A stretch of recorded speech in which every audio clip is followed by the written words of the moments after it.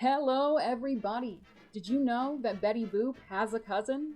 Yep, Buzzy Boop is her name and chaos is her game. In this video I will tell you about who she is exactly, when she showed up, and who is responsible for bringing her to life. Who is she? Buzzy Boop is a starring character in 2 Fleischer Studios shorts. She is portrayed as the younger misfit but well-meaning cousin of Betty. What is she like? Buzzy Boop is without a doubt an agent of chaos.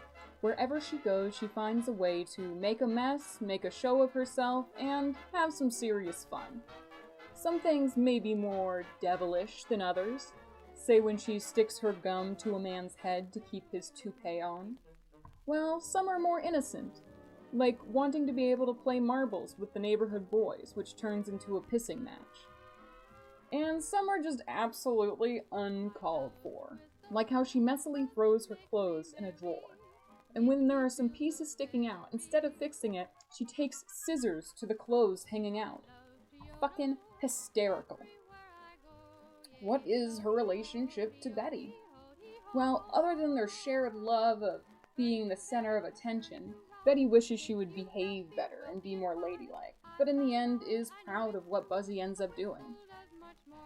When did she show up? Buzzy Boop was introduced in the 1938 short titled Buzzy Boop, directed by Dave Fleischer and animated by David Tendlar and William Strum and an uncredited Thomas Johnson. In Buzzy Boop, she is sent to be visiting her cousin Betty, as told to us by a letter Betty gets. And we see her as she goes from train to Betty's house to roughhousing with some neighborhood boys.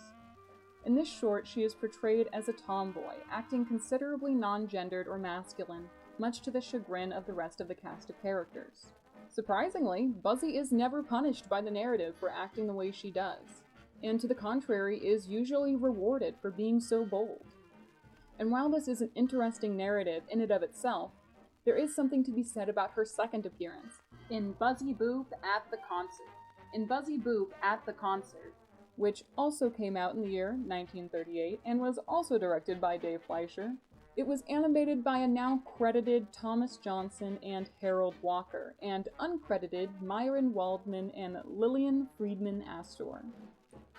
In this film, Betty has dragged Buzzy to the opera, where the singer puts everybody to sleep, and Buzzy steps in to liven the place up with some jazz and dancing. There is a completely different tone between the 2 shorts, a slightly different style, but a very different style of animating. If the first short was all about action in different settings, the second one was all about acting and a single setting. For starters, it's missing that characteristic up and down rhythmic bouncing that we had just seen in the first short, and was present in a lot of Betty Boop films. And in that lack of bounce, we find some seriously sincere acting by Buzzy. The way she tosses and turns and fusses, the expressions her face twists into, and the way she stuffs her pigtails in her ears, we are right there with her, feeling her discontent, her discomfort, her desperate want for the singing to end. But don't worry, if you're looking for those fun dances that we know Betty for, Buzzy and the opera singer do a fun dance together for the last 2 minutes of this 8-minute short.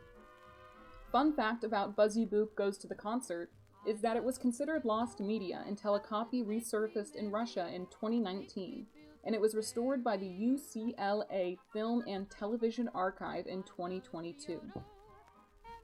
And that's it! That's right, Buzzy Boop was born and died in the same year, with only 2 shorts to her name. I couldn't find much on this decision, or really much else of anything about Buzzy Boop, which is maybe why I found her so interesting. A small blip in animated history from 1938 that has found and entertained me in the year 2023. And if that's not what it's all about, I don't know what is. If you like this video, feel free to like, comment, or subscribe. Thank you so much, and I hope you guys have a fantastic day.